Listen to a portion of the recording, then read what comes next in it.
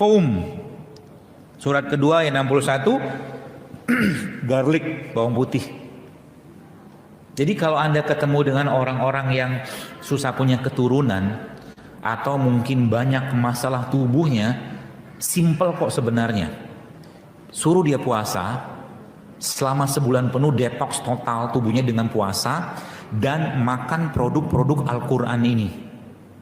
Ya. Tadi apa tadi? Bawang putih. Yang ketiga apa? Yang keempat apa? Khardal. Khardal ini mustard. Mustard ini dalam surat ke-21 ayat 47 atau surat 31 ayat 16. Apa itu? Biji-biji rempah. Semua komponen. Jadi lihat, manusia dari tanah, ya, manusia diciptakan Allah dari saripati tanah. Dari mana kita bisa mengakses kebutuhan magnesium, kalium, segala macam tadi, kalium segala macam dari tanah juga. Ya, itu kata kuncinya. Jadi semua bumbu-bumbu itu bisa membuat mudah melahirkan. Kenapa saya bisa berkesimpulan ini? Ada penelitian yang dilakukan di 2 negara. Bukan penelitian, saya pernah baca datanya. India merupakan salah satu negara yang sangat besar pertumbuhan penduduknya.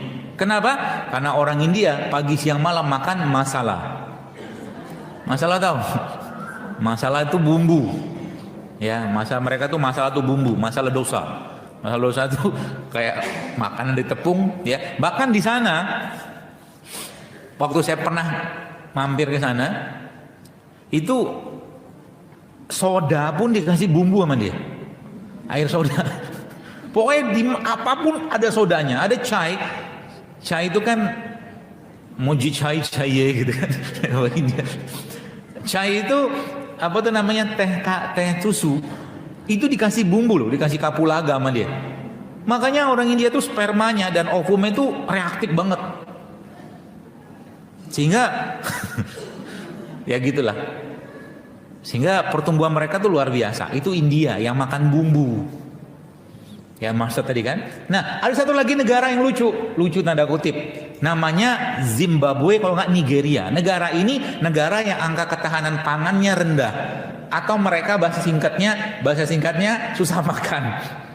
Ternyata angka pertumbuhan penduduk di sana juga tinggi. Gara-gara apa? Sering puasa. Karena nggak ada makan. Paham maksudnya? Ya. Bumbu dan puasa. Jadi kalau kita mau gabungin gimana? Indonesia itu kaya raya sama bumbu. Ya.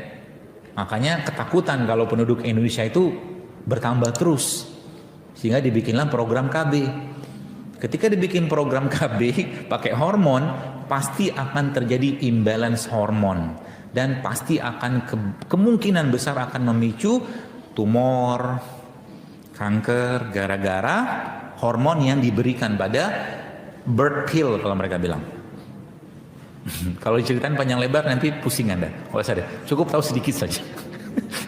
Yang jelas itu salah satu biang kerok masalah imbalance hormon pada wanita, dan ujung-ujungnya kalau sudah imbalance hormon maka tiroid itu di sini king hormon akan bermasalah. Kalau the king hormon bermasalah, wassalam, bye bye.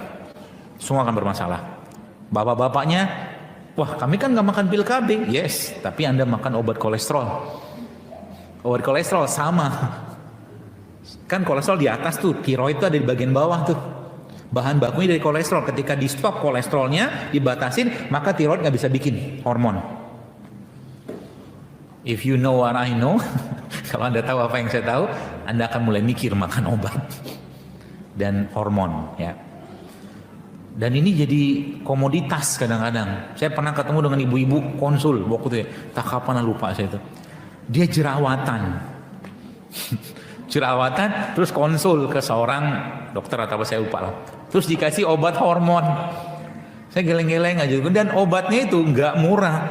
Satu paket tuh 5 juta apa 10 juta gitu. Untung obatin jerawat doang. Haula wala quwata illa billah. Ya. Padahal ngobatin jerawat itu dengan cara apa? Pakai apa ayo? Coba saya tanya ke Anda yang pernah jerawatan. Jerawat tuh muncul kalau apa? Pertama banyak pikiran, betul? Yang kedua apa?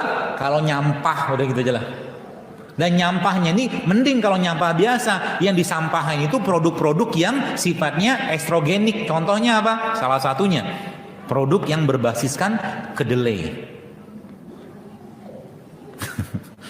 Kedelai ya. Memang kedelai bermasalah? Iya. Karena zaman sekarang manusia, khususnya wanita, Anda sudah cukup banyak berlimpah hormon estrogen, Bu.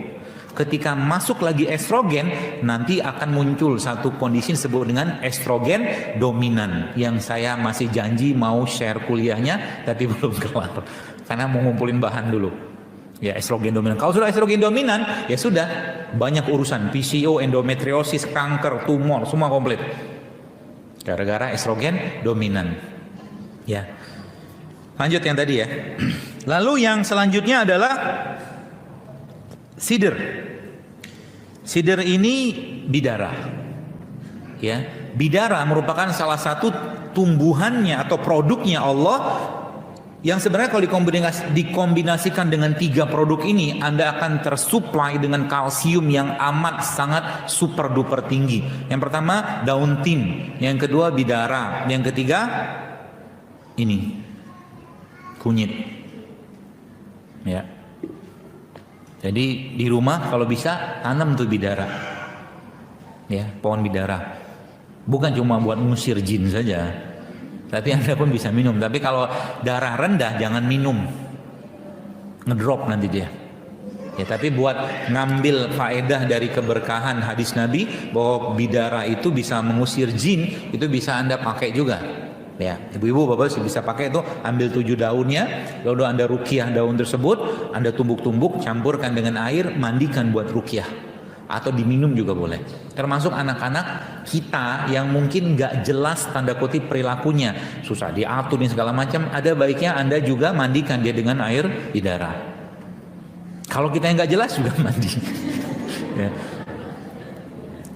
Oke, bidara. Jadi 3 tadi, tin, zaitun sama bidara. Ya.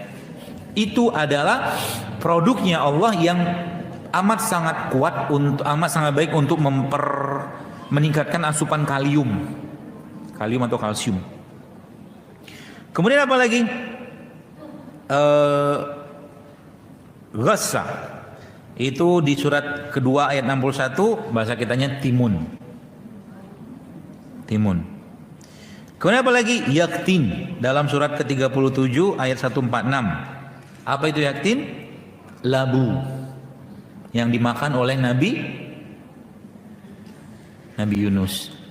Waktu Nabi Yunus keluar dari perut ikan yang besar, Allah tumbuhkan buat beliau sejenis pohon yang berasal dari pohon labu.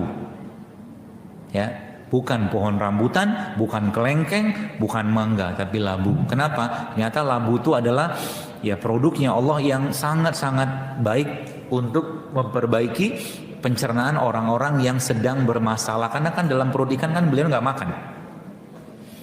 Jadi kalau Anda ketemu dengan orang sakit emah atau dispepsia, kasih labu sama dia. Labu apa? Labu apa aja? Emang labu ada berapa macam? Bapak-bapak nggak paham, pokok tahu. Bapak terima jadinya aja, udah jadi kue labu gitu ya.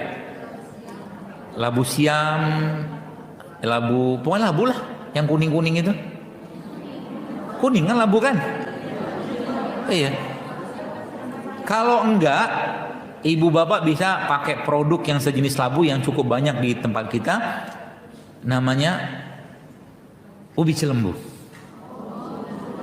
Ubi cilembu itu juga termasuk yang sangat baik untuk orang-orang emah. Tapi saran saya, ubi cilembu itu Anda bersihkan, Anda oven, makan sama kulitnya. Makan sama kulitnya. Ya. Kalau mau tambahkan madu si labu tadi silakan. Ya. Jadi kalau Anda mulai sekarang mau bikin kue-kuean, ya, saran saya kurangilah gula. Ya, ganti dengan madu atau gula aren atau gula kelapa. Kemudian apa lagi? Lentil itu kacang-kacangan. Kalau orang sekarang, orang-orang di nutrisi nyebutnya itu protein. Kacang-kacang apa? Kacang-kacang yang tidak bersifat senoestrogen. Contohnya apa? Almond, walnuts, pistachio, exclude kedelai ya, di luar kedelai. Kedelai jangan minum deh. Saran saya ibu-ibu jangan minum kedelai. Ya. Karena tadi dia senoestrogen. Dia bisa mengambil alih peran estrogen. Ya.